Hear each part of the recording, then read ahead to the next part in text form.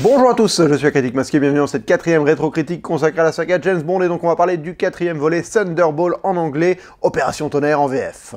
Alors, Opération Tonnerre, on est de retour avec Terence Young qui le réalise, et donc de quoi ça parle Opération Tonnerre? Ça parle du Spectre, et oui, le Spectre est tout de suite de retour après avoir été plus ou moins absent de l'épisode Goldfinger, qui a décidé de voler, rien que ça, 2 bombes nucléaires pour pouvoir faire un gros chantage au, on va dire à l'ONU, ou plutôt, oui, aux Britanniques, et leur soutirer de la thune contre des grosses bombes nucléaires qu'ils auront volées. Et évidemment, il y a James Bond qui va être au bon endroit, au bon moment, grâce à son flair légendaire, ou plutôt grâce à son envie de baiser, qui va réussir à plus ou moins déjouer les plans du Spectre, parce que James Bond, eh ben écoutez, on lui fait pas, lui. On lui fait pas, il a l'intuition, c'est un super agent secret, et il arrive à savoir où est-ce que l'action se passe et être pile poil au bon endroit, quoi. Bravo James. Bah écoutez, je suis un peu déçu du retour de Terence Young parce que j'avais beaucoup aimé ce qu'avait fait Guy Hamilton. Je trouvais qu'il arrivait à porter une forme de second degré à l'univers de James Bond qui était vraiment déconnant et intéressante.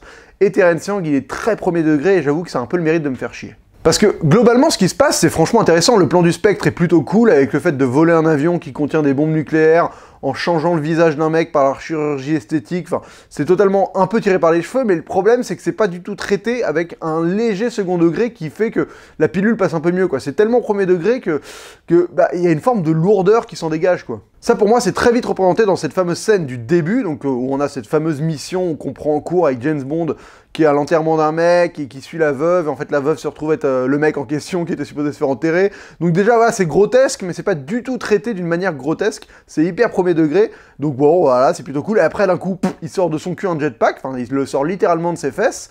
Et donc, il décolle. Donc, c'est super cool. Terence Young, tu sens qu'il est super content de filmer un vrai jetpack, qui est un truc de l'armée américaine, qui vole vraiment. Ils ont mis un vrai pilote. Enfin, il y a tout un bordel avec le casque, d'ailleurs, parce qu'ils avaient filmé sans casque à la base. Ils ont dû retourner des scènes pour foutre un casque à Sean Connery, parce que le pilote du jetpack, il voulait absolument pas conduire son jetpack sans casque. Et après, donc, il atterrit, il fout son jetpack dans le coffre, malgré le fait que le jetpack ne rentre absolument pas dans le coffre. Et il arrose les sbires qui le poursuivent avec des lances à eau à l'arrière de l'Aston Martin.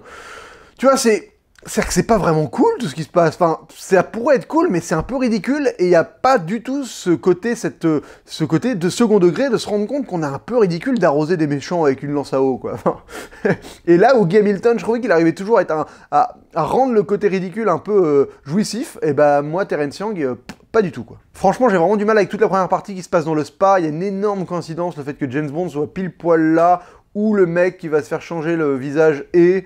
Donc il arrive à enquêter comme ça, alors qu'il est supposé être en vacances. Bon, c'est vraiment...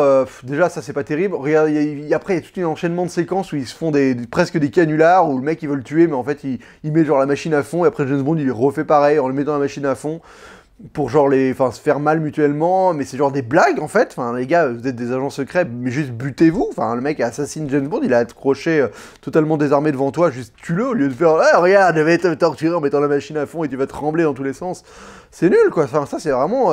c'est bas de gamme, quoi. Et comme par hasard, James Bond, il regarde toujours à la fenêtre au bon moment pour observer les bons trucs. Enfin, ouais, je trouve qu'il y a beaucoup de coïncidences qui font que cette séquence dans le spa est pas faramineuse, quoi, franchement, elle part un peu forcée. En plus d'avoir une relation amoureuse hyper problématique, voilà, parce que là, on a le deuxième viol perpétré par James Bond sur une demoiselle, parce que la meuf dit non à multiples reprises, et James Bond arrive à coucher avec elle parce qu'il lui fait carrément du chantage en lui disant bah, si tu couches avec moi, grosso merdo, je ne dirai pas que tu m'as laissé à 2 doigts de mourir sur cette machine diabolique. C'est pas terrible, James, c'est pas terrible cette manière de séduire les femmes, là. Là, franchement, ça devient un peu problématique, c'est-à-dire que ton charme fonctionne à peine, quoi. Alors évidemment, une fois que t'as couché avec elles, elles sont ravies, elles sont très heureuses de recommencer, mais la première fois, tu luttes un peu. Entre Pussy Galore dans le précédent et cette demoiselle dans celui-là, bon, c'est un peu chaud, donc je l'ajoute au compteur, mais putain, arrête de violer les demoiselles, quoi. Le truc que j'ai trouvé plutôt cool, par contre, c'est après, quand le Spectre a enfin fait son plan, et que James Bond se retrouve à faire partie de tous les 00 dans une énorme salle de conférence où ils reçoivent un briefing de mission, parce que voilà, on convoque tous les agents, il y a 2 bombes nucléaires qui ont été volées par le Spectre, c'est hyper important, et donc le fait d'avoir ces 9 fauteuils alignés, je trouvais ça vraiment cool, ça donne vraiment une dimension mythologique, une dimension mythologique. On a envie de découvrir un peu plus cette agence du MI5, là, voilà, avec ces 900, on se demande qui ils sont, mais nous on ne verra que James Bond. Bon bah c'est logique, hein, c'est James Bond le film.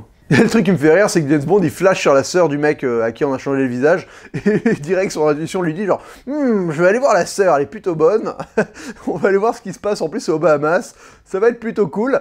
Et il a du cul parce que ça se trouve être exactement l'endroit où fallait être, quoi, parce que c'est là où il y a le grand méchant du Spectre numéro 2. Who does number 2 work for? Alors la numéro 2, moi j'ai pas arrêté de penser à Austin Power évidemment parce que le spectre en plus dans cet épisode là il est vraiment montré comme dans Austin Power avec la chaise qui électrocute le mec, qui descend, qui brûle dans la scène, c'est Will Ferrell qui se fait brûler dans Austin Power, qui arrête pas de parler et tout, c'est super drôle mais là c'est pas drôle du tout. Bref, et le seul truc qui m'a fait marrer c'est le fait que le siège descend pour se décharger du cadavre du mec qui vient d'électrocuter et quand elle remonte le siège est dégueulasse. Enfin je sais pas, ils auraient pu mettre un siège neuf ou en fait, là je trouve ça dégueu, genre le mec il a cramé sur le siège cramé, il remonte le siège cramé comme ça au milieu de la salle de conférence. Donc bref, il y a Blofeld qu'on voit toujours pas. Et il y a le numéro 2, le fameux mec qui a le truc de Le Pen, là, le cache-œil de pirate. Alors ça m'a fait marrer parce qu'il y a une séquence où il joue au blackjack contre James Bond, et j'étais persuadé qu'il allait avoir le gadget qu'il y a dans Austin Power où il peut lire les cartes.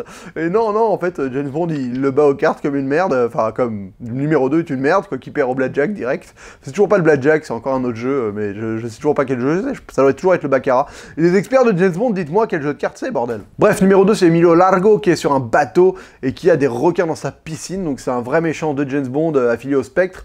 Écoute, le méchant, pas plus charismatique que ça au final, hein. Il est plus charismatique par ses attributs, par sa piscine avec des requins, que par réellement ses agissements. Je trouve qu'il est un peu faiblard, il fait jamais peur, il est pas forcément ridicule pour autant.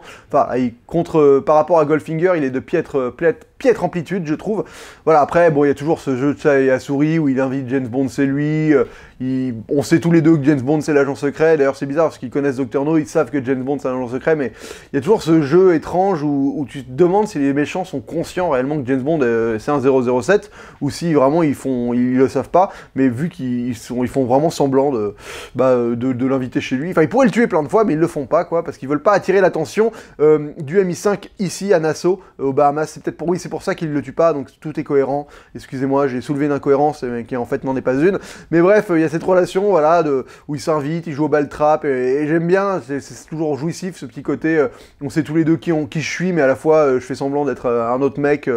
Et voilà, mais par contre, quand je tire au ball trap, je suis super fort. Enfin, James Bond, voilà, c'est du James Bond, quoi. Il le charrie, et ça, j'avoue que c'est plutôt jouissif, ça. Mais dans Opération Tonnerre, il y a surtout ma James Bond girl préférée pour le moment, Domino, qui est quand même jouée par Claudine Augier, ancienne Miss France, qui, faut l'avouer, est magnifique.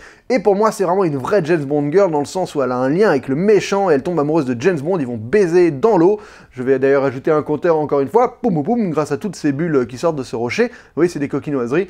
Bref, il y a vraiment un côté glamour, un côté femme un peu prisonnière, et James Bond qui va un peu la libérer, mais à la fois elle se délivre toute seule et elle sauve James Bond à la fin en tirant dans le dos de Largo là, avec un harpon. Enfin, je trouve que c'est vraiment l'archétype de la James Bond girl, mais pour moi elle fonctionne vraiment bien. Elle a une relation au départ, c'est un peu l'objet du méchant, mais en fait elle se rend compte que le méchant il a tué son frère, alors elle va se rebeller et finalement elle va le tuer elle, donc c'est elle qui aboutit à sa vengeance personnelle. Voilà, je trouve que l'arche est bien menée, et en plus faut avouer que Claudine Augier elle envoie vraiment du lourd, aussi bien dans son interprétation qui est vraiment sympa que dans sa beauté, quoi. Elle est vraiment magnifique. Et j'aime bien la méchante Fiona Volpe, qui franchement est jouée par une italienne, par Luciana Paluzzi, qui elle aussi est magnifique, beaucoup plus plantureuse que notre Claudine Augier nationale, mais tout autant magnifique. Alors la méchante est intéressante parce que déjà elle envoie du pâté aussi, elle conduit une moto qui a des roquettes et qui défonce une bagnole, ça m'a toujours fait marrer, enfin je trouve ça rigolo, et la scène fonctionne plutôt bien. Il y a encore une scène coïncidence où elle récupère Bond au bord de la route qui vient de sortir de l'eau après avoir été explorer le bateau de Largo là.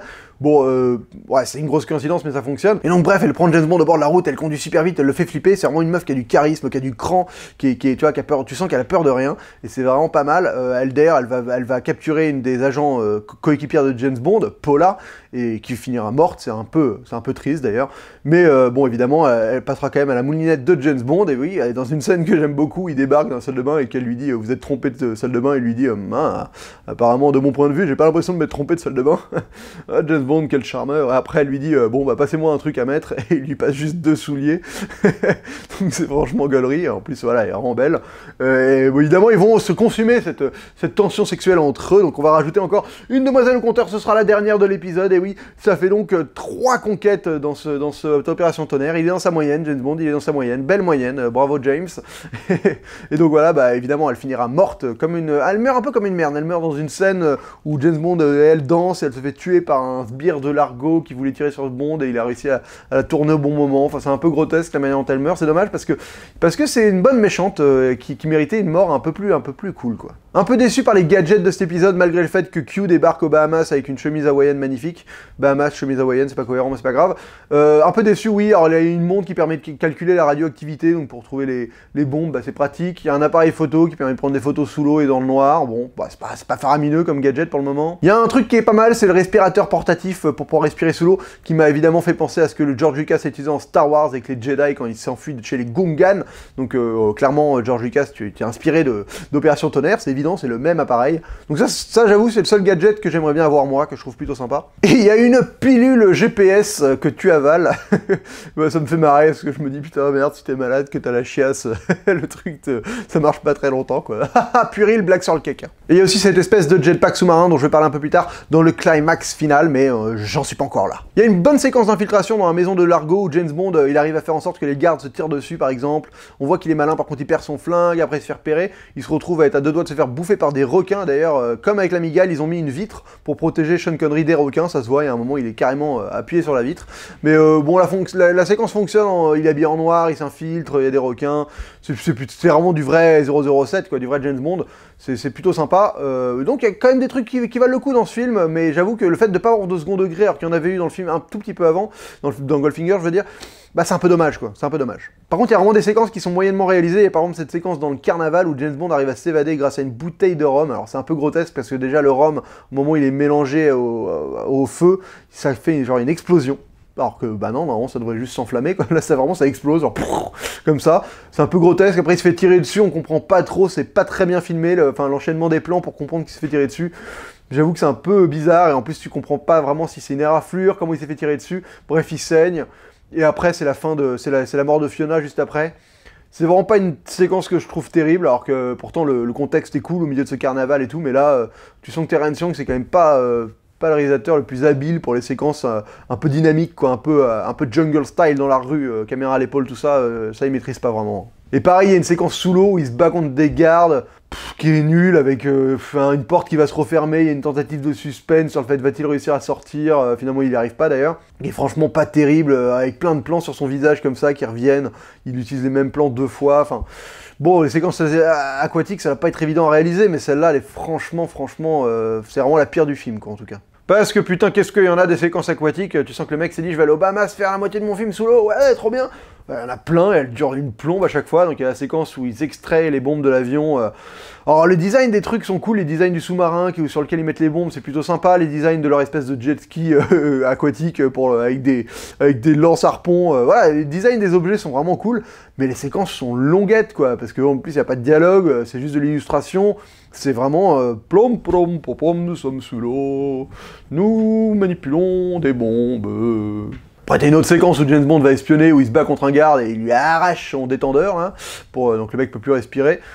Et après, il y a la séquence où il baise avec Claudine, voilà, James Bond, ce petit polisson. Et il y a surtout le climax final. Alors le climax final, alors là, c'est l'espèce de guerre aquatique entre les agents du Spectre et les agents américains ou britanniques. Je vous avoue que je sais pas de quelle nationalité sont ces mecs-là qui se parachutent dans l'eau. Donc là, on a vraiment une guerre rangée avec deux camps, qui ont des combinaisons de différentes couleurs pour bien qu'on les reconnaisse, à coups de harpon. Alors c'est vraiment Là, on a l'impression qu'on est passé dans l'heure du blockbuster James Bond, quoi. Là, vraiment, on a une guerre aquatique en termes de climax final. Alors il a pris un coup de vieux, parce que oui, c'est d'une mollesse infinie, quoi. On est sous l'eau, on sent qu'il y a une lourdeur dans la mise en scène, dans tout, dans les actions. Ça fonctionne, hein. Il y a des mecs qui se prennent des harpons, ils saignent, c'est rigolo, il y a même un requin qui se fait tirer dessus, c'est quand même abusé. On tire sur les animaux maintenant dans les films, mais oh, où va le monde? Où va le monde? Révoltez-vous, bordel! Où est la SPA, quoi? Mais il y a surtout James Bond qui débarque avec son jetpack, avec sa traînée jaune, et qui fait un peu le troublion. Il se balade comme ça, il arrache les masques des mecs au passage. Ça me fait vraiment marrer. On aurait dit Peeves dans Harry Potter, l'esprit frappeur, l'espèce de mec qui débarque au milieu de la bataille, qui fout le bordel. Ça me fait marrer. C'est un peu grotesque, à un moment il tire sur une corde pour faire tomber la porte sur un agent du Spectre. Enfin, pour sauver un agent britannique. Enfin bon, voilà, je trouve que James Bond est un peu ridicule dans cette bataille de fin. Ça a pris un coup de vieux, quoi. C'est-à-dire que le problème, c'est que c'est tourné en premier degré, en mode ouais, c'est trop classe cette bataille, mais avec avec le temps qui est passé, elle paraît un peu grotesque, et vu qu'il n'y a pas du tout de second degré dessus, bah ça paraît juste grotesque et un peu minable. Mais bon, ça reste une bataille intéressante. Au moins, on a vu un énorme climax qui dure une plombe. Je crois que ça dure 20 ou 25 minutes dans la flotte. Mais voilà, bah c'est le climax, l'énorme climax. On est dans le blockbuster James Bond. Et après, il y a une bagarre nautique à bord du Disco Valente, le bateau de Largo. Donc voilà, bah, ça se donne des coups de tatane pendant que le bateau il bouge. Il y a des mauvaises incrustations sur les fenêtres pour faire croire qu'on va arriver sur des rochers et s'écraser. Mais il y a quand même Claudine qui tue Largo, ça je trouvais vraiment ça bien. Bref, il y a des explosions dans tous les sens, ça finit... J'avoue que j'en avais un peu marre à la fin juste de l'action, je trouvais ça un peu... redondant, pas forcément super spectaculaire, mais bon, c'est le coup de vieux, je pense que c'est vraiment juste le coup de vieux sur le film. Voilà, et donc le film finit par Bond et Claudine qui vont passer du bon temps après s'être fait récupérer comme ça par un avion qui passait avec un système de super bizarre où tu fais gonfler un ballon, l'avion t'attrape et tu t'envoles tiré par un câble. Donc voilà, bah, c'était ça pour Opération Tonnerre. C'est un James Bond, on va dire, classique, bien exécuté, mais qui a pris un coup de vieux et qui manque voilà, de ce petit esprit second degré qui fait que la vieillesse se ressent d'autant plus, parce que voilà, il n'y a pas d'autodérision, il n'y a pas de retour sur ce film. C'est un peu dommage. Avant de donner ma note, je tiens à préciser d'ailleurs que c'est le premier James Bond où c'est vraiment Sean Connery qui joue le mec qui tire dans le barillet au début, là, dans l'espèce d'introduction typique des James Bond. Là, avant, c'était une doublure, et maintenant, c'est vraiment Sean Connery.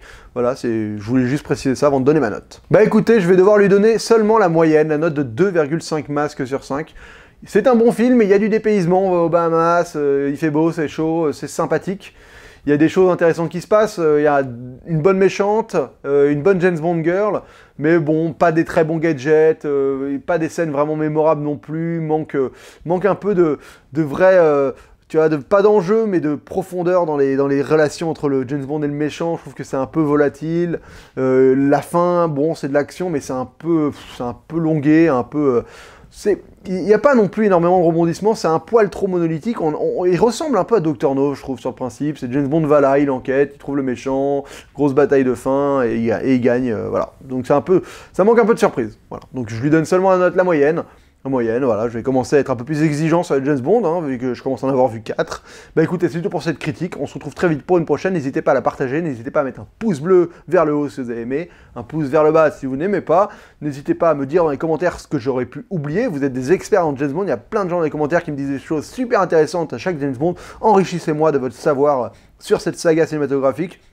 Si vous avez lu le bouquin, dites-moi les différences, dites-moi tout ce que je devrais savoir sur ce magnifique film, et bah voilà, n'hésitez pas à la partager, à liker, et à vous abonner à cette chaîne si vous n'êtes pas abonné, et on se retrouve très vite pour une prochaine vidéo, et d'ici la prochaine, bonne toile!